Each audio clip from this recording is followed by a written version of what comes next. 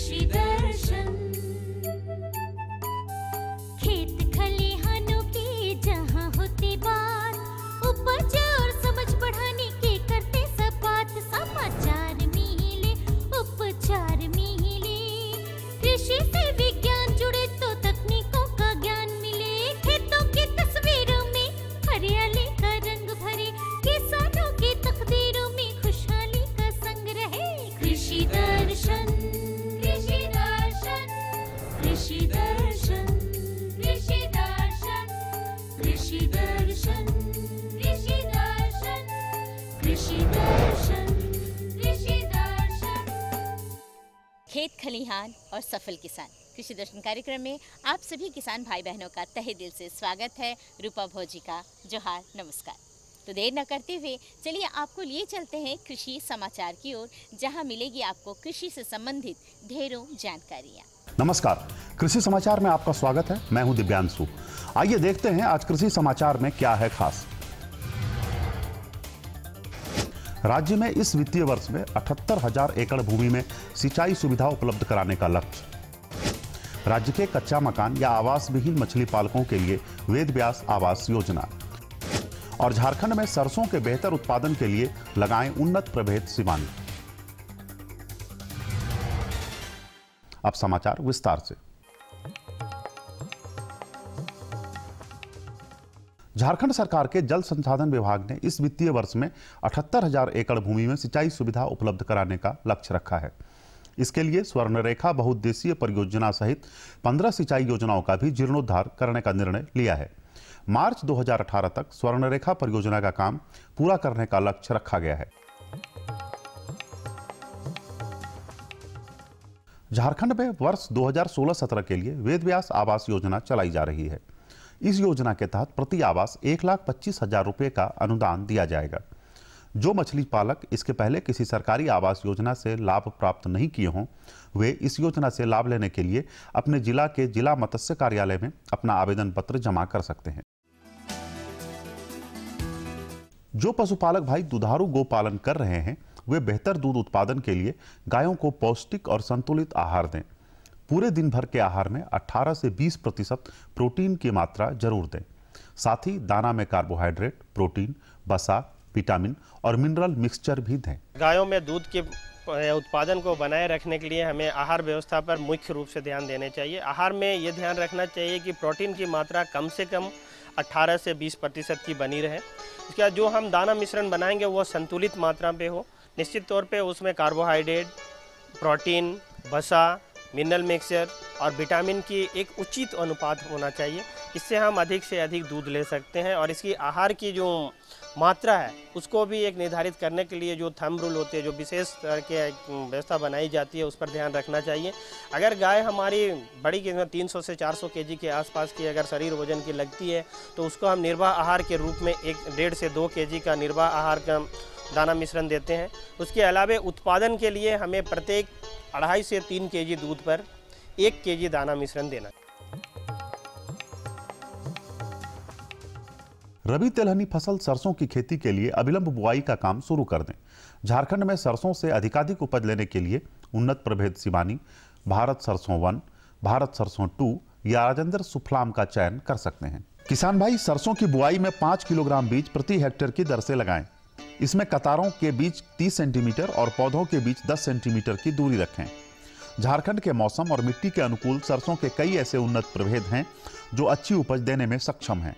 आइए इन उन्नत प्रभेदों के बारे में जानते हैं कृषि विशेषज्ञ से। सरसों की बात करते हैं, ये थोड़ी सी तोरी के बाद देर से लगता है और इसकी जो उन्नत किस्म है जो यहाँ से विकसित की गई है वो मुख्य वैरायटी है शिवानी।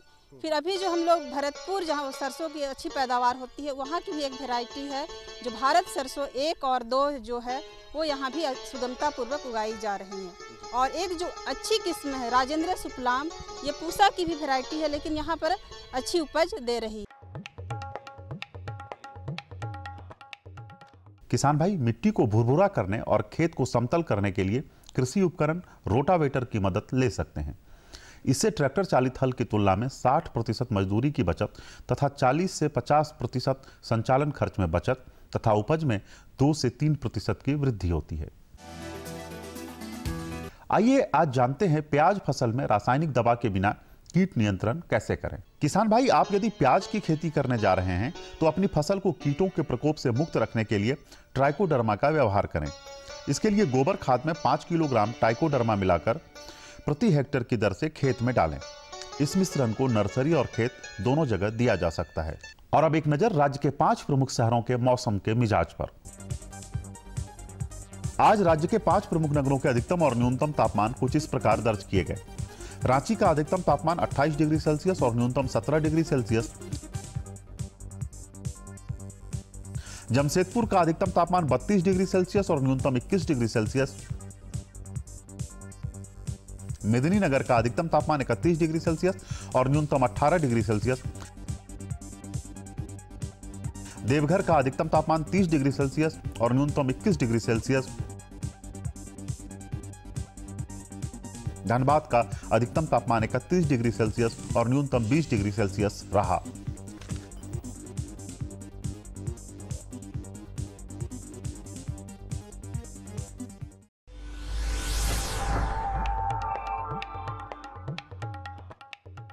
और अब मंडी भाव में आइए नजर डालते हैं अनाजों के भाव पर।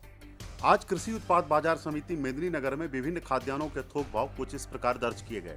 चावल मध्यम 2170 रुपए से 2400 रुपए, गेहूं 1960 रुपए से 2100 रुपए, दाल अरहर 10,400 रुपए से 10,800 रुपए, दाल मसूर 8,470 रुपए से 8700 रुपए, दाल चना 9,230 रुपए से 10,600 रुपए, सरसों तेल 9,970 रुपए से 10,900 रुपए, चीनी 3,870 रुपए से 4,100 रुपए, आलू 1,830 रुपए से 2,000 रुपए और प्याज 1020 रुपए से 1,200 रुपए प्रति क्विंटल रहा। कृषि समाचार में आज इतना ही। अगले दिन अगले अंक में फिर मुलाकात होगी कुछ ताजा तरीन खबरों के साथ। तब तक के लिए दीजिए इजाजत। नमस्कार, जोहार। अभी आप देख रहे थे कृषि समाचार, जिसके अंतर्गत आपने जानकारी ली मंडी की भाव के बारे में, मौसम के मिजाज के बारे में और तरह तरह की खेती बाड़ी के बारे में। अब हो चला है विराम का वक्त। कहीं जाइएगा नहीं, हम तुरंत हाजिर होते हैं। सब्जी में मसाला ज्यादा है। कितनी बार कहा है कि जितनी जरूरत हो बस उतना ही डाला करो। अरे मुझसे तो ऐसा कभी कभार होता है। और तुम जो हमेशा खेत में अनाप शनाप कीटनाशक डालते हो, उसका क्या? ठीक ही तो कह रही है बहू। देख, खेत में उतनी ही दवा डाल जितनी जरूरत हो। याद रखो, कीटनाशक जहरीले होते हैं। डिब्बे पे लिखी सूचना के हिसाब से ही दवा डालनी चाहिए। पहले फेरोमोन ट्रैप, फ्लाइट ट्रैप, मित्र कीट, जैविक कीटनाशक आदि का इस्तेमाल करें। जरूरत पड़ने पर ही रासायनिक कीटनाशक का इस्तेमाल करें। छिड़काव सुबह या शाम दस्ताने, मास्क और पूरी आस्तीन वाले कपड़े पहनकर करें। हवा की दिशा में छिड़काव करते हुए पीछे जाएं। दवा के डिब्बे, छिड़काव यंत्र सुरक्षित जगह पर रखें। अब कुछ समझे क्या? हाँ, समझ गया मेरी रानी। अब ना करो नादानी। इसने पिला दिया ना तुझे पानी। विराम के बाद एक बार फिर से स्वागत है आप सभी किसान भाई बहनों का। तो किसान भाई बहनों, जानकारी का पिटारा तो खुल ही चुका है और आज की जानकारी कुछ खास ही है आपके लिए। तो किसान भाई बहनों, आप धान, गेहूं के साथ साथ सब्जियों की खेती भी करते हैं और उनमें कीड़े लग जाते हैं। कीट मकोड़े अगर लग गए तो आप औषधियाँ डालते हैं। आप ये भूल जाते हैं कि साथ ही साथ हमारे सब्जियों में मित्र कीट भी होते हैं। तो आइए आज इसी विषय पर हम जानकारी आपको दिलवाते हैं कि अपने मित्र कीटों की पहचान और प्रबंधन कैसे करें। खेतों में कई तरह के जीवाणु और कीट होते हैं जिनकी फसलोत्पादन में महत्वपूर्ण भूमिका होती है। शत्रु कीट फसलों को बड़े पैमाने पर बर्बाद करते हैं, वहीं मित्र कीट फसलों को बचाने में काफी सहायक होते हैं। खासकर जब किसान भाई अगेती सब्जी फसलों की खेती करते हैं तो कीटों का प्रकोप खेतों में ज्यादा होता है। इससे निजात पाने के लिए वे खेतों में कई तरह के रासायनिक कीटनाशकों का छिड़काव खेतों में करते हैं, जिससे शत्रु कीटों का नियंत्रण तो होता है परंतु मित्र कीटों को भी यह काफी नुकसान पहुंचाता है। फसल उत्पादन पर इसका प्रतिकूल प्रभाव पड़ता है और कई बार किसानों को 2-3 सालों तक खेत को बिना उपज लिए ही छोड़ना पड़ता है। इनसे बचने के लिए मित्र कीटों का संरक्षण जरूरी है। पहले तो हम लोग देखेंगे कि अभी झारखंड में कौन कौन सी जो है सब्जियां की फसल लगे हुए हैं। तो उसमें हम लोग देखते हैं कि जो अगेती फसल की खेती होती है उसमें मुख्य रूप से बैगन है, टमाटर है, फूल गोभी है, पात गोभी है, मिर्च है। इसकी खेती बहुत बृहद पैमाने पे यहाँ पर की जाती है। और अगेती फसल होने के वजह से क्या होता है कि उसमें बहुत सारे जो है कीट व्याधि का भी आक्रमण होता है, और कुछ मित्र कीट भी रहते हैं, वो भी जो है वो वहाँ पर मौजूद रहते हैं। लेकिन किसान भाई क्या करते हैं कि अंधाधुंध जो है कीटनाशक दवाई का प्रयोग करते हैं, जिससे हमारे शत्रु कीट का तो नुकसान होता ही है, साथ में जो है हमारे मित्र कीट हैं उसका भी नुकसान हो जाता है। तो ये आज की जो परिस्थिति है इसमें क्या होता है कि वो मित्र कीट को बचाना जो है एक चुनौती भरा बात हो गया है, या समस्या कहिए कि एक प्रकार से ऐसी हो गई है कि हानिकारक कीटों की संख्या इतना ज़्यादा और उग्र रूप से हो गया है कि उसको अगर हमको बचाना है तो मित्र कीटों को संरक्षित करना ही होगा। और उसको जो है इसीलिए हम लोग बहुत सारे क्षेत्र में देखते हैं कि क्रॉप हॉलीडे, यानी जो है 2-3 साल तक क्रॉप को जो है लेते ही नहीं है, कीट का जो है आक्रमण इतना ज़्यादा बढ़ गया है। तो इसी के लिए जो है ये मित्र कीटों की संरक्षण आवश्यक है। कई ऐसे मित्र कीट खेतों में होते हैं जो फसलों को नुकसान पहुंचाने वाले कीटों के अंडों को नष्ट कर उनकी संख्या की वृद्धि पर अंकुश लगाते हैं। ये कीट फसलों को बचाने और परिस्थिति के संतुलन में काफी महत्वपूर्ण भूमिका निभाते हैं। Lady bird beetle, hoverfly, coccinella, trichoderma species कुछ ऐसे कीट हैं जो शत्रु कीटों को नियंत्रित करते हैं। इन्हें बचाने के लिए जैविक कीटनाशकों का उपयोग एक कारगर विकल्प है। कुछ मित्र कीट जो है जिनको संरक्षित करना अति आवश्यक है, उसमें हम लोग सबसे पहले देखते हैं कि लेडी बर्ड बीटल है, ओवरफ्लाई है, या आपका कॉक्सिनेला है, या ट्राइकोडर्मा स्पीसीज है। ये एक ऐसा मतलब मित्र कीट है जिसको संरक्षित करना अति आवश्यक है। ये हमारे शत्रु कीट को भी नियंत्रण करते हैं। लेकिन रहा बात कि जब हम लोग अंधाधुंध जो दवा दे रहे हैं तो वो दवा हम लोग की जैविक होनी चाहिए। जैविक अगर दवा हम लोग व्यवहार करें तो हमारे मित्र कीट भी बचे रहेंगे और शत्रु कीट की भी नियंत्रण होगी, और इससे दोनों जो है अपना इकोसिस्टम जो है वो उनका मेंटेन रहता है कि कितना जैविक कीट है, जैविक दवा का प्रयोग से जो है कितना शत्रु कीट है, कितना मित्र कीट है। अब रहा बात की जो है इसमें हम लोग देखते हैं कुछ बग है, स्पाइडर है, या आपका लेडी बर्ड बीटल है। ये सब जो है हमारे क्या करते हैं शत्रु कीट के ही ऊपर अपना निर्भर करते हैं। शत्रु या मित्र कीट की कोई खास पहचान नहीं होती है। खेतों में घूमते वक्त कीटों की पहचान उनके कार्यकलापों के आधार पर की जा सकती है। ड्रैगन फ्लाई, कॉक्सिनेला या मकड़ी जैसे कीटों को सामान्य तौर पर फसलों के लिए हानिकारक कीटों को हानि पहुंचाते हुए देखा जा सकता है। मित्र कीट को पहचानना तो जो है बहुत ही आसान है। जैसे ही आप खेत में जो है भ्रमण करेंगे तो देखेंगे कि बहुत ऐसे जो है कीट है जिनकी मतलब उसकी ओर निर्भरता रहती है। जैसे जो हम लोग देखते हैं ड्रैगन फ्लाई है, या आपका लेडी बर्ड बीटल है, या आपका कॉक्सिनेला है। ये सब देखेंगे कि वो दूसरे कीट को पकड़ करके उसको नुकसान कर रहे हैं, खा रहे हैं, या उसको उसके ऊपर पैरालाइज कर दिए हैं या अंडा दे दिए हैं। तो ये देखने से पता चल जाता है कि वो किसका मित्र कीट है। जैसे कुछ माइट्स भी हैं, मकड़े भी हैं, वो जो है वो शत्रु कीट उसमें फंस जाते हैं, फिर उसके बाद उसको जो है वो खा लेते हैं। तो ये देखने से उसकी गतिविधि पता चल जाता है। एक्चुअल इसका कोई आइडेंटिफिकेशन उस प्रकार से नहीं है कि मित्र कीट और शत्रु कीट कौन कौन से हैं। लेकिन जब आप खेत में जब लगातार घूमेंगे तो इस चीज़ को आसानी से आप देख सकते हैं, पहचान सकते हैं कि ये मित्र कीट हैं, ये शत्रु कीट हैं। और इसकी संख्या जो है वो अपने आप जो है जैसे ही जैविक खेती आप दवा देंगे, जैविक दवा देंगे, तो इसकी संख्या अपने आप जो है बढ़ते रहेगी। क्योंकि जैविक जो है वो दवा हमारे सिर्फ जो है हानिकारक कीटों को ही नियंत्रण करती है या उसको भगा देती है। लेकिन जो है रासायनिक कीट तो जो है वो तो कीटनाशक जो भी दवा है उसमें तो जो है पूरा का पूरा, चाहे मित्र कीट हो या हानिकारक कीट हो, जब स्प्रे होता है तो उसका तो पूरा का पूरा जो है नाश हो जाता है। अक्सर कीटों से निजात पाने के लिए किसान भाई असंतुलित मात्रा में रासायनिक कीटनाशकों का उपयोग करते हैं, जिससे मित्र कीट और भूमि की उर्वरा शक्ति के साथ साथ मानव स्वास्थ्य पर भी प्रतिकूल असर पड़ता है। इससे बचाव के लिए किसान भाई उपलब्ध संसाधनों से जैविक कीटनाशकों का निर्माण कर खेतों में डालें। सबसे पहले तो हम लोग जो है नीम तेल का, करंज तेल का व्यवहार करते हैं। बाज़ार में 1500 ppm 10,000 ppm का जो है नीम तेल आपका उपलब्ध है, इसका व्यवहार करते हैं। इसके अलावा जो है बैसिलस thuringiensis कुष्ठकी जो है बैक्टीरिया है उसका व्यवहार करते हैं। NPV है, न्यूक्लियर पॉलीहाइड्रोसिस वायरस है, उसका व्यवहार करते हैं 1 एली जो है पर हेक्टेयर में। इसके अलावा जो है हम लोग बिवेरिया बेसियाना है उसका इस्तेमाल करते हैं, तथा साथ में जो है घर में बने हुए अपना मान लीजिए कि नीम तेल से जो है या करंज तेल से बना हुआ या आपका गौमूत्र और वैसे 10 पत्ते जिसका जो है जानवर नहीं खाते हैं उसका आप दवा बना करके उसका व्यवहार कर सकते हैं। तो ये आप लोकली रिसोर्स है कि करंज का बीज है उनसे भी हम लोग दवा बना करके व्यवहार कर सकते हैं। तो जो हमारे उपलब्ध संसाधन हैं उन संसाधनों का भी व्यवहार करें। तंबाकू का डंठल से भी जो है हम लोग कीटनाशक बनाते हैं। तो इस प्रकार से जो उपलब्ध संसाधन है प्लस बाजार में जो मिलने वाले जैविक कीटनाशक हैं, इन दोनों का अगर व्यवहार करें तो मित्र कीट तो हमारे संरक्षित रहेंगे ही रहेंगे और हमारे शत्रु कीट को भी हम लोग इसको नियंत्रण कर सकते। बाजार में भी कई तरह के जैविक कीटनाशक उपलब्ध हैं, जिनका उपयोग किसान भाई कर सकते हैं।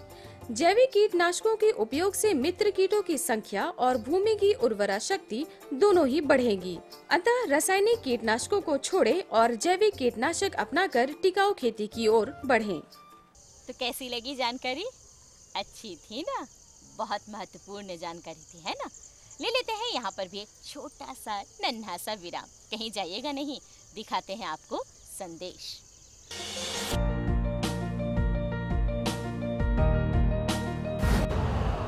यूरिया का स्वदेशी उत्पादन 70 लाख टन बढ़ाने के लिए 6 उर्वरक संयंत्रों का उद्धार किया जा रहा है। FCIL के गोरखपुर, सिंदरी, तलचर और रामागुंडम संयंत्र, HFCL की बरौनी इकाई और BVFCL की नामरू फोर्थ। सोने पर सुहागा ये है कि देश में अब बनेगा सिर्फ नीम लेपित यूरिया, क्योंकि इससे होगा किसानों का फायदा ही फायदा। अनाज का उत्पादन 10% तक बढ़ेगा। बढ़ेगी 10 से 15% नाइट्रोजन क्षमता।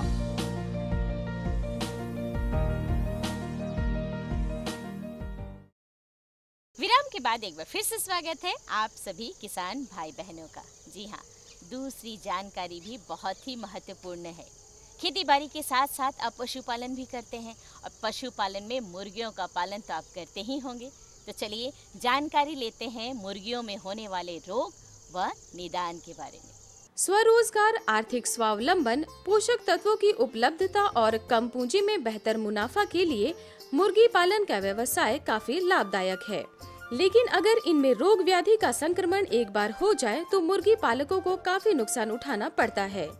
उचित रखरखाव, खान पान की उत्तम व्यवस्था और सही समय पर टीकाकरण कर ऐसी स्थिति से बचा जा सकता है। ग्रामीण अर्थव्यवस्था में ग्रामीण मुर्गी पालन किसानों को आर्थिक लाभ देता है, लेकिन किसान अधिकतर देखा जाता है कि वो क्षति के शिकार होते हैं, चूँकि मुर्गियों में रोग बीमारियां आ जाती हैं और उससे किसानों को आर्थिक नुकसान उठाना पड़ता है। तो ऐसे में मैं किसानों को कुछ सुझाव और सलाह देना चाहूँगा, जिसमें सर्वप्रथम मुर्गियों में होने वाले जो प्रमुख रोग हैं उससे बचाने के जो उपाय हैं उसको उनको अपनाना होगा। तो नियमित रूप से जो जानलेवा बीमारियां आती हैं उसके लिए टीकाकरण का कार्यक्रम वो अपनाएंगे। जहाँ पे मुर्गी पालते हैं उस पालने वाले स्थान का रखरखाव, मुर्गियों का खान पान, फिर मुर्गियों में जो साफ़ सफाई की व्यवस्था, उनके आवास की, और ख़ास करके बरसात के दिनों में अधिक नमी ना हो, उनके फर्श में अधिक नमी ना हो, इसका ख्याल किसान अगर रखें तो उनको रोग बीमारी से बचा सकते हैं और ज़्यादा से ज़्यादा मार्केटिंग कर सकते हैं, बेच सकते हैं और आर्थिक लाभ कमा सकते हैं। आमतौर पर ग्रामीण क्षेत्रों में छोटे मुर्गी पालक अर्धसघन या खुली पद्धति के आधार पर मुर्गी पालन करते हैं। ऐसे मुर्गी पालकों की मुर्गी खुले में चरते हैं, उपलब्ध भोज्य पदार्थों को खाते हैं एवं शाम को अथवा खराब मौसम होने पर घरों में लौट आते हैं। इन मुर्गियों के सही रखरखाव के लिए हवादार आवास बनाएं, बरसात या ठंड के मौसम में बैठने के लिए सूखी बिचाली बिछाएं। कम जगह पर अधिक मुर्गियां रखने पर कई तरह की बीमारियों का संक्रमण होने की संभावना होती है, इसलिए जगह के अनुपात पर ही चूजे रखें। ग्रामीण मुर्गी पालन की बात करें तो ये अर्ध सघन पद्धति से किसान ज़्यादातर रखते हैं। घर में रात के समय में या विपरीत परिस्थिति जब है, वातावरण में बारिश हो रही हो या इनक्लीमेंट वेदर हो, वैसे में वो लोग घर में रखते हैं, आंगन में रखते हैं, नहीं तो ऐसे खुला चराते हैं। इसको हम लोग खुला पद्धति और अर्ध सघन पद्धति के बीच का रास्ता वो अपनाते हैं। ऐसे में मैं किसानों को यह बताना चाहूँगा कि जब किसान अपने मुर्गी घर का रख रखाव करें, उसमें साफ सफाई आवश्यक है। उसमें जो बिछाली बिछाते हैं उसमें ये ज़रूर ध्यान दें कि उसमें ज़्यादा नमी ना हो। दूसरी बात, कम जगह में ज़्यादा मुर्गी न रखें। मुर्गी का जो आवास है वो हवादार हो। अधिकतर देखा जाता है कि कम जगह में ज़्यादा मुर्गी संख्या रखने से भी वहाँ पे अमोनिया गैस का काफ़ी ज़्यादा फॉर्मेशन हो जाता है और श्वास संबंधित बीमारियाँ, खांसना, छींकना और अस्वस्थ रहना, उत्पादन क्षमता में गिरावट, ये सारे लक्षण उनको दिखाई देगी। तो उनके साफ सफाई, खास करके फर्श में नमी ना होने दें। रानीखेत, जिसे स्थानीय लोग टुनकी बीमारी कहते हैं, मुर्गियों के लिए काफी घातक होती है। इस बीमारी से संक्रमित मुर्गियों की मौत हो जाती है। इससे बचाव के लिए 5 से 7 दिनों के चूजों को F1 का टीका अवश्य दिलवाएं। 21 दिन के बाद पुनः टीकाकरण की जरूरत होती है, जो इसका दूसरा डोज होता है। 6 से 8 सप्ताह की उम्र वाले चूजों को चेचक का टीका दिलवाएं। बॉयलर या अंडा देने वाली मुर्गियों को गंबोरो रोग से बचाने के लिए 14 दिनों के चूजों का प्रतिरोधक टीका अवश्य लगवाएं। तो रानीखेत रोग से बचाव के लिए सुनिश्चित करें कि वो टीकाकरण कराते हैं। तो टीकाकरण में चूजा अवस्था में जब 5 से 7 दिन का चूजा है, उसको रानीखेत का F1 टीका लगाएंगे। उसको देने का तरीका बड़ा ही आसान है। उसको 1 बूंद करके आँख में देंगे या नाक में देंगे। उसको दोबारा 21 दिन के बाद दोहराएंगे लसोटा स्ट्रेन से या फिर F1 स्ट्रेन से। उसको भी ड्रॉप से देंगे या पीने वाले पानी में मिला के देंगे। और उसके 2 सप्ताह, उसके 21 दिन के बाद इंजेक्शन से R2B स्ट्रेन वैक्सीन देंगे और जिसके देने के उपरांत उनकी मुर्गियां 8 महीना तक रोग से अपने आप को बचा सकती हैं। तो रानीखेत का टीकाकरण अवश्य किसान करवाएं अपने मुर्गियों में। उनके अलावे अगर विषाणु जनित रोग की बात करें तो दूसरी प्रमुख बीमारी है चेचक। चेचक के लिए 6 से 8 सप्ताह की उम्र में चेचक का टीका अवश्य लगवाएं। ये 2 प्रमुख बीमारियां हैं जो कि देसी मुर्गियों में आती हैं। अगर किसान फार्मिंग करते हैं, अगर ब्रॉयलर मुर्गियां रखते हैं या अंडा उत्पादन के लिए मुर्गियां रखते हैं, तो ब्रॉयलर मुर्गियों के लिए 14 दिन के उम्र में गंबोरो रोग से बचाने के लिए इन्फेक्शियस बर्सल डिजीज़ का जो टीकाकरण है उसको अवश्य करवाएं, क्योंकि वह भी एक क्षति पहुंचाने वाला एक मुर्गियों में होने वाला बीमारी है। ऐसे मुर्गी पालक जो बॉयलर मुर्गी का व्यवसाय करते हैं, वे सारे चूजों को एक बार में लाते हैं और तकरीबन एक ही समय में उन्हें बेच भी देते हैं। फार्म में मुर्गियां समाप्त होने के बाद उसकी अच्छी तरह से साफ सफाई करें, तभी दूसरे चूजों को वहां लाएं। अगर बाहर से मुर्गियों के चूजे मंगाते हैं तो पहले से पाली गई मुर्गियों के साथ तुरंत उन्हें न रखें। इससे बाहरी रोगों के संक्रमण का भय बना रहता है।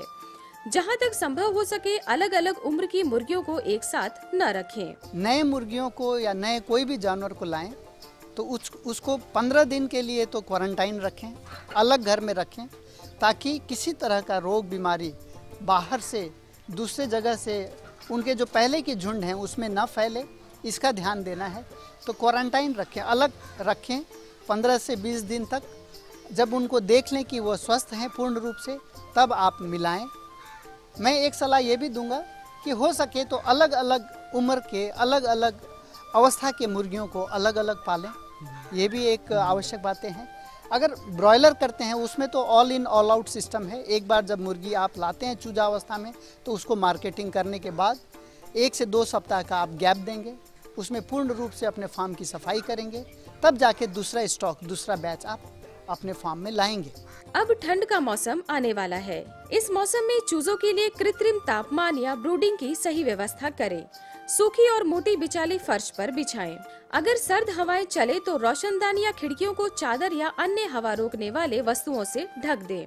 आने वाले ठंडे मौसम में खास करके बड़े मुर्गियों के लिए तो चिंता की विषय नहीं है, लेकिन जो चूजा अवस्था में मुर्गियों को किसान लाते हैं, पालते हैं, उसके लिए जो कृत्रिम गर्माहट देनी होती है और रोशनी देनी होती है, ये सुनिश्चित करें कि किसी भी तरह से जो उनकी आवश्यक जो तापमान है उसको वो लोग मेंटेन करें, जिसको हम लोग ब्रूडिंग कहते हैं।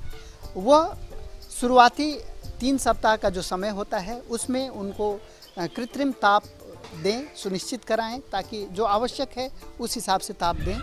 और रख रखाव की अगर हम लोग बात करें तो जो बिछाली वो बिछाते हैं वह थोड़ा मोटा बिछाली दें। ठंडी हवा अगर बाहर से आने का वो है तो पर्दा डालें। इन सारी छोटी छोटी तकनीकी बातों पे वो गौर करेंगे। अगर समय समय पर साफ सफाई और टीकाकरण के साथ साथ आवास और आहार का सही प्रबंधन किया जाए तो चूजों को वयस्क होने तक रोगों के संक्रमण से बचाया जा सकता है। कैसी लगी जानकारी? अच्छी थी ना? जी हाँ, आज की जानकारी हम अच्छी ही देने वाले थे। वैसे हमारी हर एक जानकारी आपके लिए लाभप्रद होता है ना? तो वक्त हो चला है, अगली जानकारी हम अगले अंक में आपको ज़रूर दिलवाएंगे। तब तक फटाफट कागज़ और कलम उठा लीजिए, हमारा पता नोट कीजिए ताकि आप अपने सुझाव और समस्या हम तक लिखकर भेज सके। हमारा पता है कार्यक्रम कृषि दर्शन, कृषि प्रकोष्ठ, द्वारा केंद्र निदेशक, दूरदर्शन केंद्र, रातू रोड, रांची, पिन संख्या 834001। तो हमें रहेगा आपके खतों का बेसब्री से इंतज़ार। अब मुझे और मेरी पूरी टीम को दीजिए इजाज़त। नमस्कार।